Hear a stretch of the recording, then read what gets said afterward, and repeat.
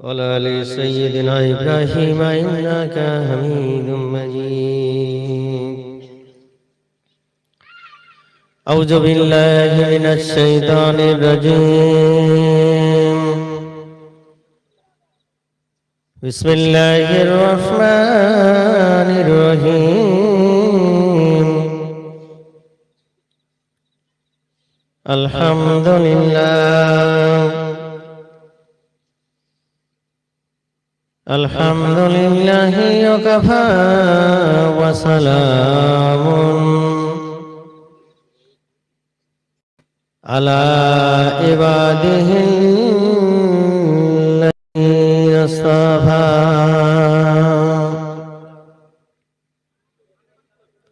أما بعد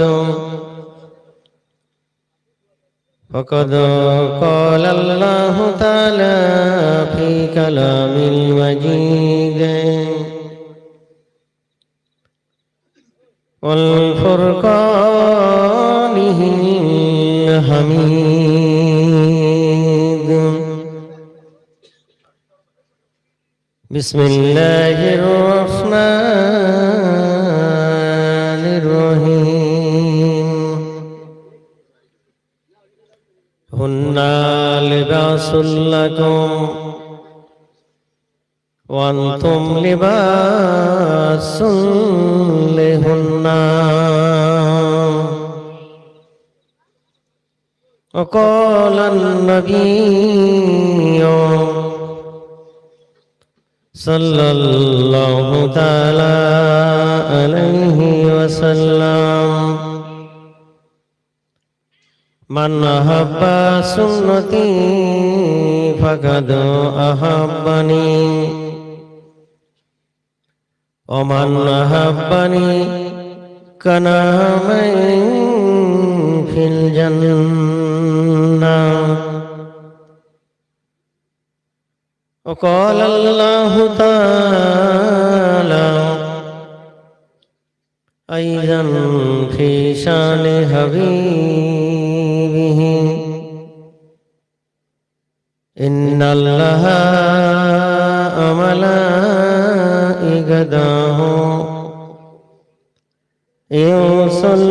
يصلون على النبي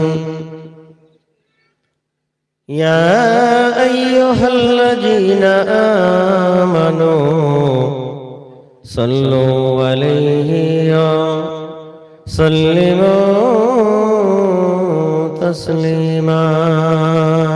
اللهم صل على سيدنا وعلى آل سيدنا.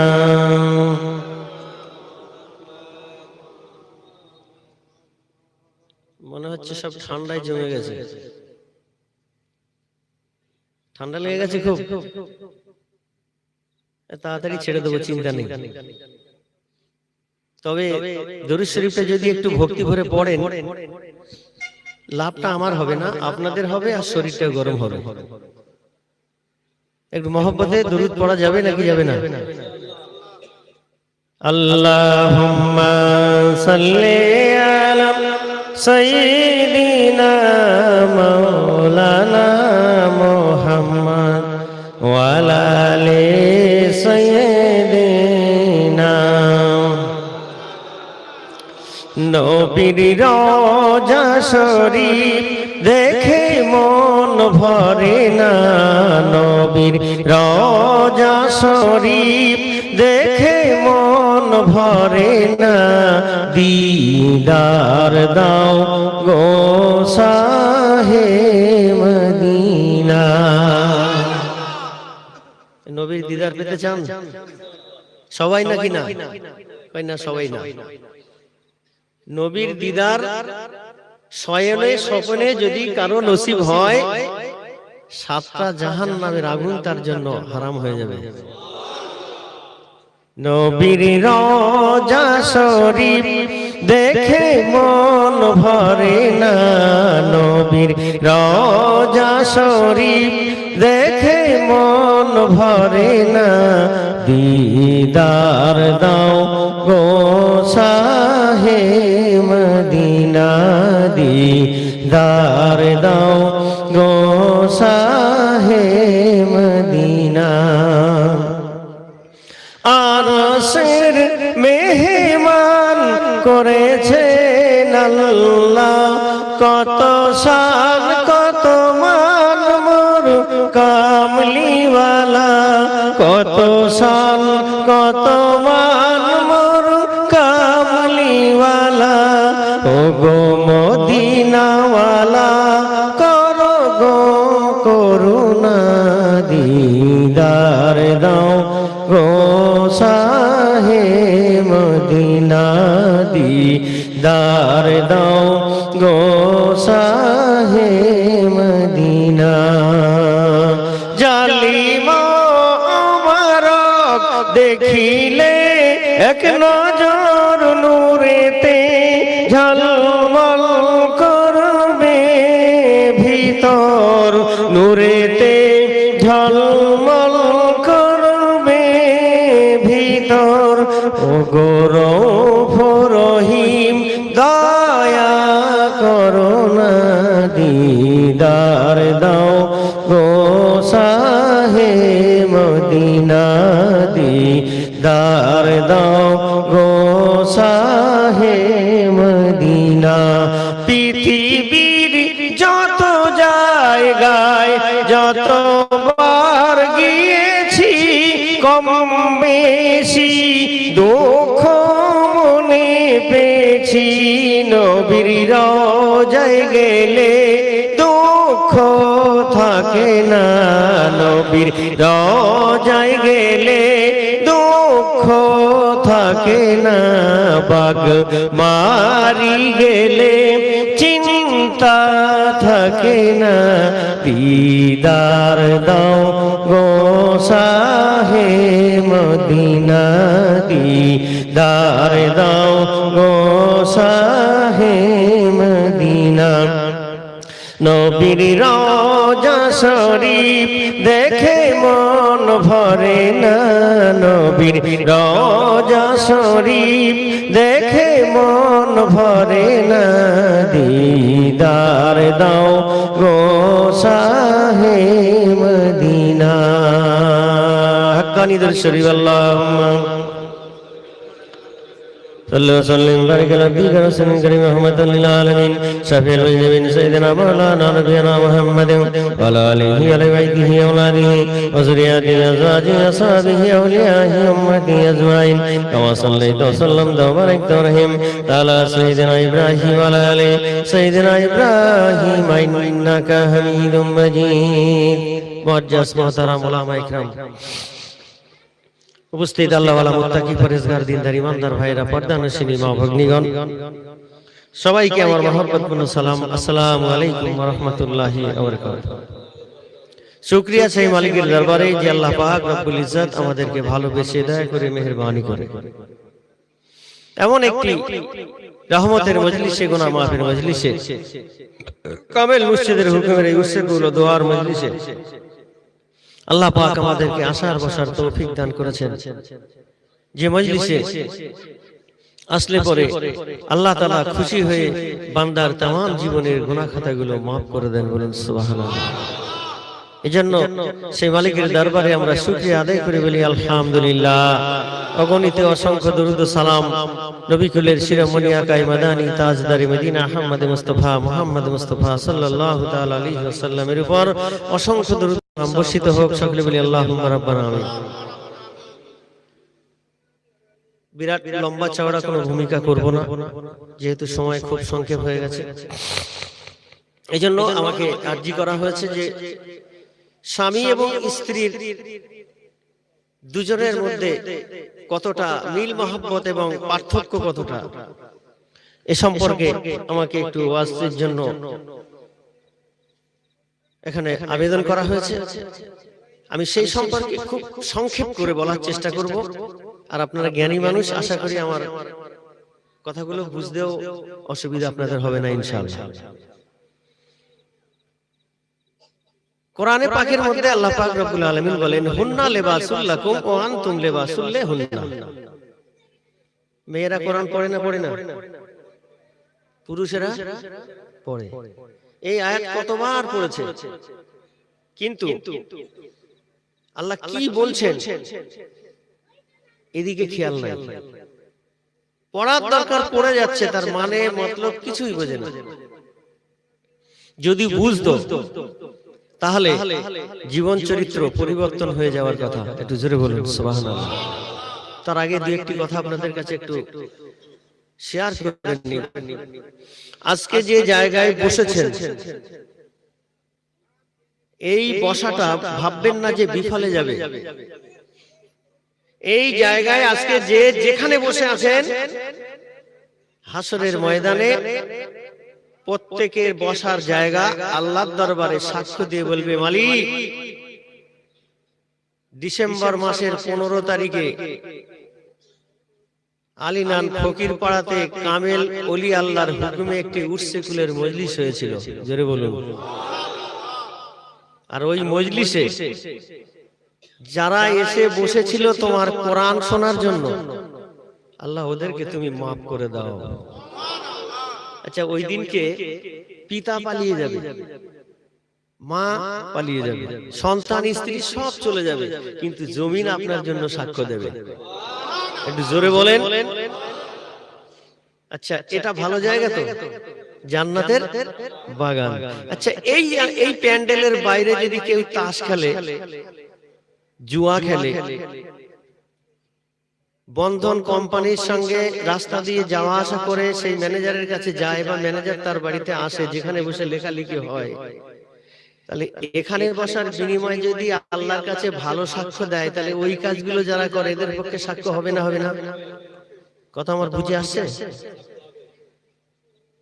এই জন্য আল্লাহ বলেছেন, অকুনু মা সাদিকিন, সত্যবাদীকে ধরো মজবুত করে, তার সঙ্গ এই জন্য লাভ করো, তোমার ভিতরে যে ভয় ভীতিটা আসছে না, এটা ওই সত্যবাদীর দরবারে গিয়ে ওঠা বসা করলে পরে আস্তে আস্তে তোমার ভিতরের খারাপিগুলো চলে গিয়ে ভালোগুলো তোমার ভিতরে আসবে। ফজরে এখন শীতকাল, মুয়াজ্জিন মসজিদের মাইকে ডাকছে, আসসালাতু খায়রুম মিনান নাওম, ঘুম হইতে নামাজ উত্তম। মুয়াজ্জিন চিল্লাচ্ছে, জামাতের টাইমে গিয়ে দেখা যাচ্ছে ইমাম আর মুয়াজ্জিন, মুসল্লিরা বলছে হাইয়া আলাস সালাহ হাইয়া আলাল ফালাহ। ইমাম আর মুয়াজ্জিন তোমরা দুজনে চালা, আমরা যাব না। কথা বুঝতে পারছেন? ইমাম আর মুয়াজ্জিন তোমরাই চালাও, আমরা যাব না।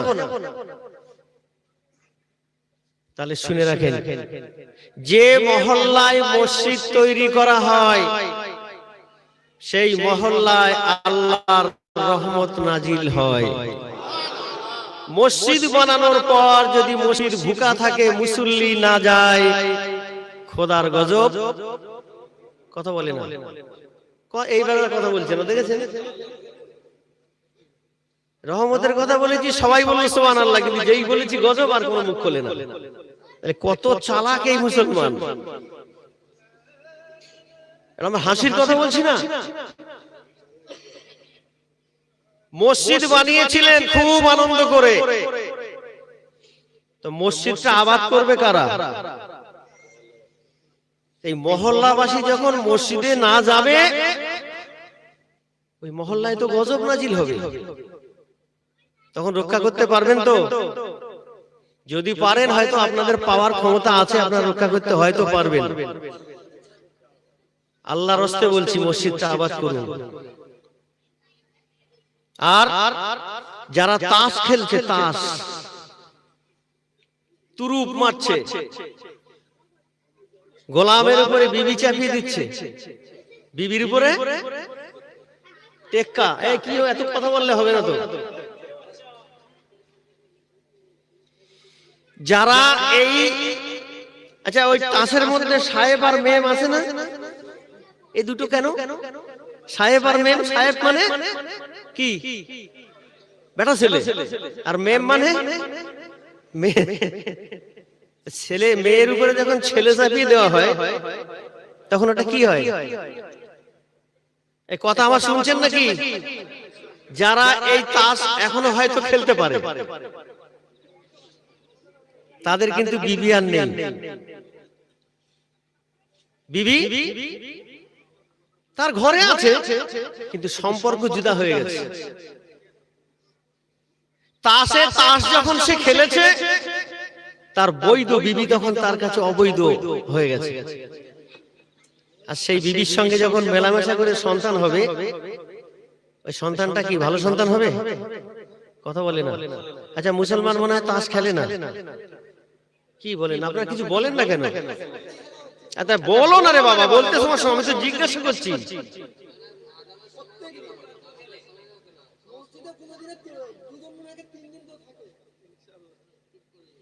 তাহলে আমার ভাই, তাসটা এত ভালো জিনিস, আপনি খেললেন আর আপনার বিবিটা বরবাদ হয়ে গেল। ওকে আবার ফের নিকাহ করতে হবে, তা নাহলে রেহাই নেই। আপনি মুসলমান বলে দাবি করেন, কি গোশত খেলেই মুসলমান? মুসলমানের ঘরে জন্ম নিলে মুসলমান? আজ পৃথিবীতে মুসলমানদের উপরে এত কিছু চক্রান্ত কেন চলছে? এই মুসলমান সোজা রাস্তায় চলে না, আল্লাহর আদেশ মানে না, নবীর তরিকায় চলে না, তো গজব তো এদের উপরে আসবে, রোখার ক্ষমতা কারো নেই। আমি ছোট করে টাচ দিলাম, আল্লাহর রাস্তায় আমি আবার বলছি, যারা তাস খেলছে, যারা জুয়া খেলছে, জুয়া, এদের বিবি আর বিবি নেই, অথচ আছে তার ঘরে, রান্না বান্না করে খাওয়াচ্ছে, কিন্তু বিবিটা বৈধ নেই, বৈধ নেই।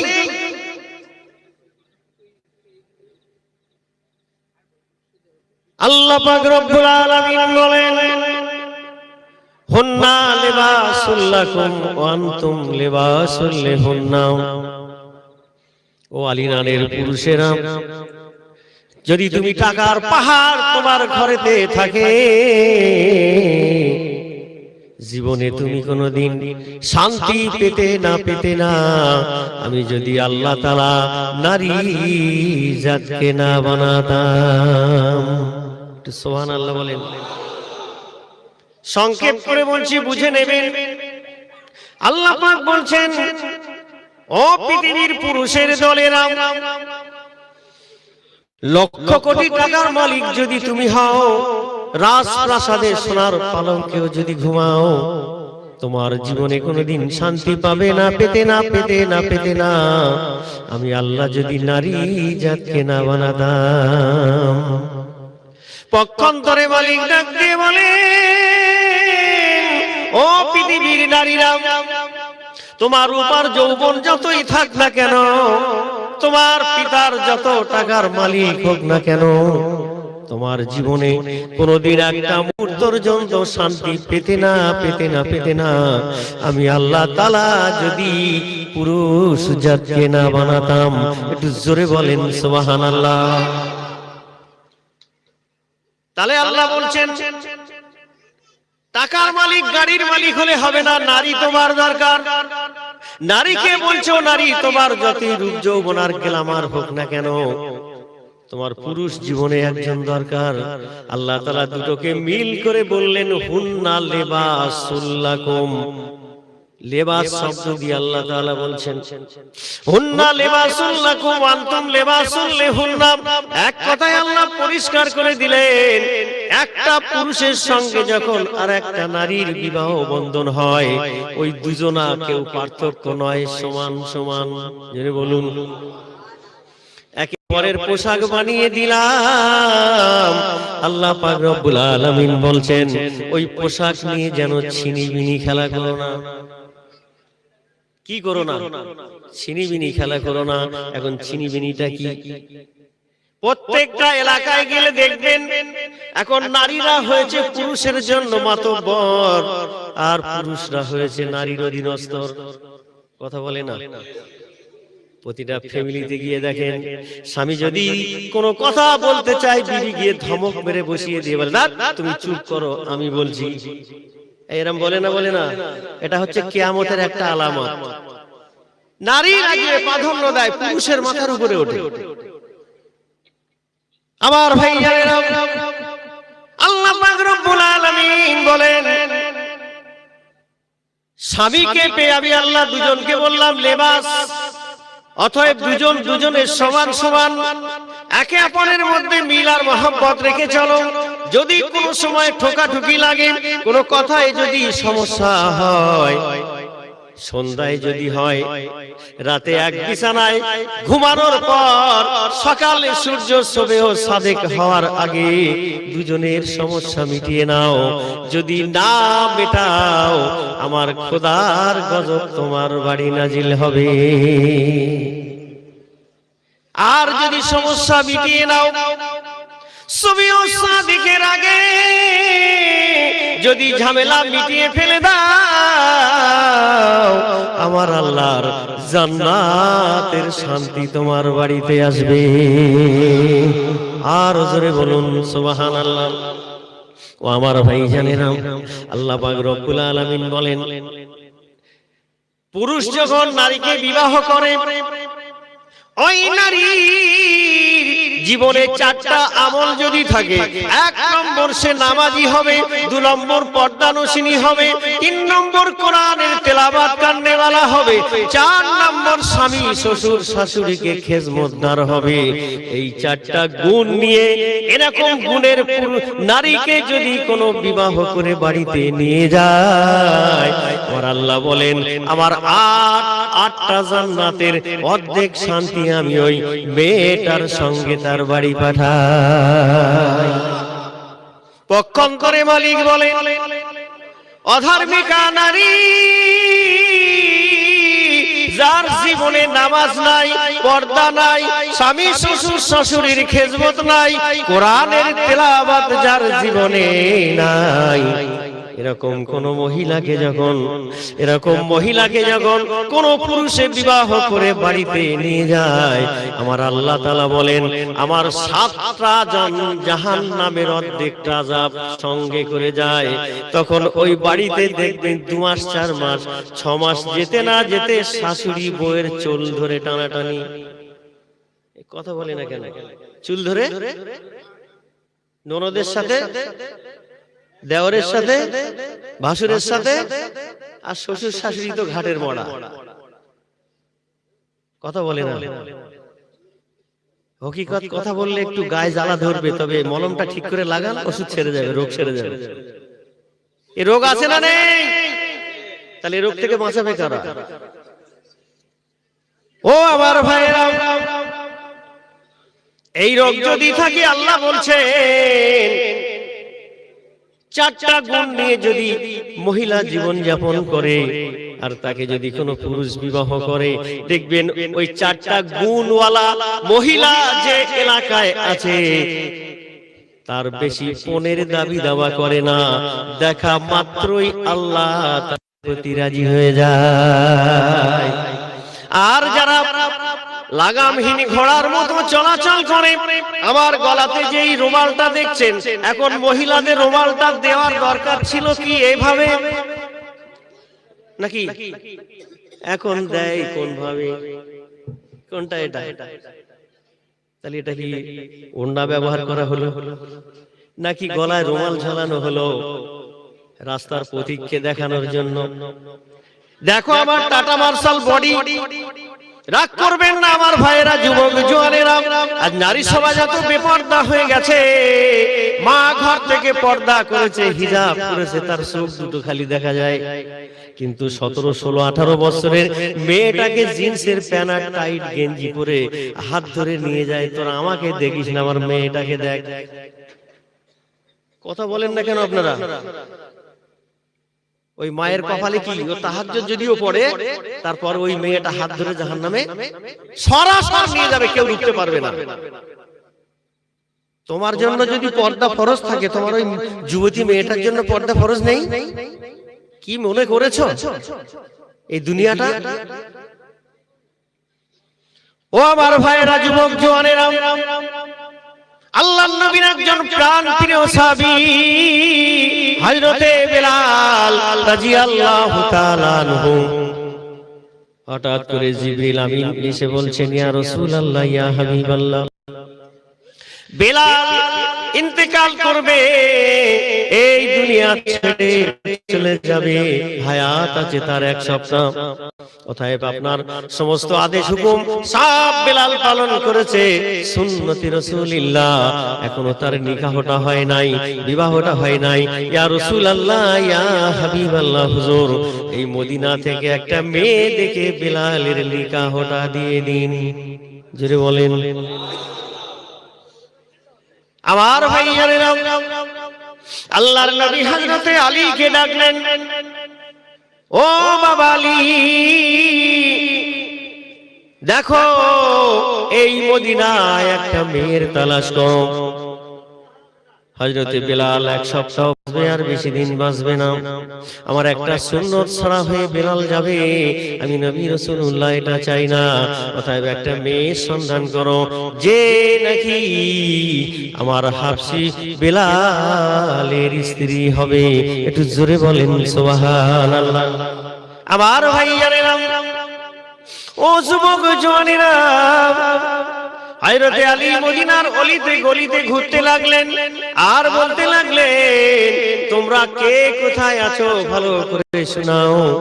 বেলালের জন্য আল্লাহ রাসূল একটি কন্যা দেখার জন্য আদেশ করেছে।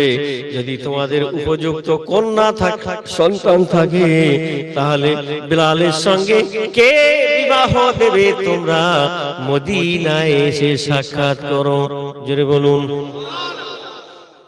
কম বেশি এলান শোনার পর কম বেশি 100 মেয়ের বাবা মদিনা শরীফে দিয়ে আসলো। মদিনা শরীফে আসার পর হযরতে আলীকে ডাক দিয়ে বলছেন, হযরতে আলী রাদিয়াল্লাহু তাআলা আনহু লক্ষ্য করে দেখলেন কম বেশি 100 মানুষ ভিড় করেছে। জিজ্ঞাসা করেন, কি খবর? বলছে, আমরা বেলালের সঙ্গে আমাদের মেয়েকে বিবাহ দেব। হযরতে আলী রাদিয়াল্লাহু তাআলা আনহু বলেন, 100 মেয়ের বাবা তো ধন্য হবে না, আজকে যার কপাল ভালো হবে সেই ব্যক্তি তো বেলালকে তার মেয়ে দেবে। আর জোরে। কেন কেন? আল্লাহর নবী বিশ্ব নবী রাহমাতুল লিল আলামিন মিরাজে গেলেন। যাওয়ার পরে যখন জিবরিল আমিন আলাইহিস সালাম জান্নাতের নাম পরিদর্শন করাচ্ছেন, জান্নাতের পাশে যাওয়ার পর হযরতে বেলাল রাদিয়াল্লাহু তাআলা আনহুর পায়ের আওয়াজ আমার আল্লাহ তাআলা বিশ্ব নবীর কানে শুনিয়ে দিলেন। আল্লাহর নবী যখন মেরাজ থেকে ফিরে আসলেন, মেরাজ থেকে ফিরে আসার পর হযরতে বেলাল রাদিয়াল্লাহু তাআলা আনহুকে ডাকলেন, ও বাবা বেলাল, এমন কি আমল তুমি করো? আমি নবী রাসূলুল্লাহ মেরাজের সফরে গিয়ে আমি আমার আগে তুমি জান্নাতে ঢুকে পড়েছো। ও বেলাল, তুমি এমন কি আমল করো? হযরতে বেলাল রাদিয়াল্লাহু তাআলা আনহু বলেন, ইয়া রাসূলুল্লাহ, ইয়া হাবিবাল্লাহ, হুজুর, আমি জীবনে কি আমল করি? আমি জীবনে যত আমল করি তার মধ্যে একটা আমল আমি করি, ইয়া রাসূলুল্লাহ, আমার যখন ওযুটা নষ্ট হয়ে যায়, ওযুটা যখন ছুটে যায়, ওযু যখন ভেঙে যায়, আমি বেলাল একটা মুহূর্ত দেরি করি না, সাথে সাথে ওযুটা বানাই। আরো জোরে বলুন। সঙ্গে সঙ্গে আমি ওযু বানাই। কেন? নামাজ হলো জান্নাতের চাবি, আর ওযু হলো নামাজের চাবি। একটু জোরে বলুন। আমার ভাইজানেরা, হযরতে বিলাল রাদিয়াল্লাহু তাআলা আনহু বলেন, আমি সঙ্গে সঙ্গে ওযু করে আমি 2 রাকাত তাহিয়াতুল ওযুর নামাজ আদায় করি। এই সিস্টেম মুর্শিদের দরবারে আছে না নাই? দরবারে শুধু নয়, तमाम পৃথিবীর যে কোনো জায়গায় শাখা মজলিস হোক, সালানা মজলিস হোক, যে কোনো মজলিস যদি কায়েম হয়, মসজিদ বলে দিয়েছে ওযু করলেই 2 রাকাত তায়াতুল ওযুর নামাজ আদায় করো। জোরে বলুন সুবহানাল্লাহ। যে বেলালের পায়ের আওয়াজ আল্লাহর নবী মেরাজে গিয়ে পেলেন, হযরত আলী রাদিয়াল্লাহু তাআলা আনহু বলেন, একজনের নসিব ভালো হবে, এতজনের হবে না, তবে আজকে কার ভাগ্যে হবে জানি না। তবে একটা কথা শুনে নাও বাবা, ও মদিনাবাসী, ও মেয়ের বাবারা শুনে নাও, বেলালের হায়াত আছে মাত্র 1 সপ্তাহ। আমরা যারা এখানে আছি, আমি সহ সবার কথা বলছি, কারো হায়াত যদি কেউ জেনে যায় 1 সপ্তাহ বাঁচবে, তার মেয়ে তার সাথে বিয়ে দেবে? কথা বলে না, দেব না। কেন? আমরা অত বোকা না। কি বলেন? আমরা অতটা বোকা না, আমরা অনেক চালাক। আলী বললেন, 1 সপ্তাহ বাকি আছে, মৃত্যু হয়ে যাবে, ইন্তেকাল করবে। 1জন 2জন করে যেতে যেতে সবাই পালিয়ে চলে গেল। হযরত আলী আবার মেয়ে তালাশ করতে করতে করতে করতে আরো 2-3 দিন চলে গেল, 4 দিন চলে গেল, মেয়ে খুঁজে পাওয়া যাচ্ছে না। আর মাত্র 2.5 দিন সময় বাকি। এই 2.5 দিন সময়ের মধ্যে বহু দূর থেকে একটা মহিলা, যার নাম ছিল রুকাইয়া, জোরে বলুন সুবহানাল্লাহ, ওই রুকাইয়া নামের মেয়েটা দৌড়ে দৌড়ে দৌড়ে মদিনায় চলে আসলেন। হযরত আলীর সামনে দাঁড়িয়ে গেলেন। হযরত আলী রাদিয়াল্লাহু তাআলা আনহু রুকাইয়াকে দেখে বলছে, বোন রে, কি ব্যাপার? তোমার পা দিয়ে রক্ত ঝরে, কি ব্যাপার? তোমার পায়ে চটি নেই কেন? রুকাইয়া ডাক দিয়ে বলছেন, আল্লাহর নবীর সাহাবী ও হযরত আলী রাদিয়াল্লাহু তাআলা আনহু, আমি শুনেছি নাকি আল্লাহর নবীর মসজিদের মুয়াজ্জিন, যার নাম বিলাল, তার নাকি নিকাহ হবে। জোরে বলুন। আমি তার অর্ধাঙ্গিনী হতে চাই, আমি তার বিবি হতে চাই। এই জন্য করে আমি শুনেছি তার হায়াত নাকি আর বেশি দিন বাকি নাই। অতএব তার হায়াত কদিন আমি জানি না, তবে আমি ধন্য হব যদি বেলালের বিবি হতে পারি। ও আমার ভাইরা, ও যুবক জওয়ানেরা, হযরত আলী রাদিয়াল্লাহু তাআলা আনহু ডাক দিয়ে বলছেন, বোন রে, বেলাল আর তো 2.5 দিন বাঁচবে। এই 2.5 দিন স্পেয়ার ব্যক্তির সঙ্গে বিবাহ করে তুমি কি করবে? তোমার জীবন তো চলবে না, তুমি বিধবা হয়ে যাবে, সারা জীবনের মতো কলঙ্কের দাগ তোমার উপর পড়ে যাবে। ও বোন রুকাইয়া, তুমি কি বলতে চাও? রুকাইয়া বলছেন, আল্লাহর নবীর সাহাবী ও হযরত আলী রাদিয়াল্লাহু তাআলা আনহু, বেলালের বয়স 2.5 দিন না 2.5 বছর জানার দরকার নাই। আমি চাই বেলালের বিবি হতে। যদি আমার স্বামী 2.5 দিন পর ইন্তেকাল হয়ে যায়, দুনিয়া ছেড়ে চলে যায়, আমি সবর ধৈর্য ধারণ করব। হাসরের ময়দানে উঠে তো এতটুকু আল্লাহকে বলতে পারবো,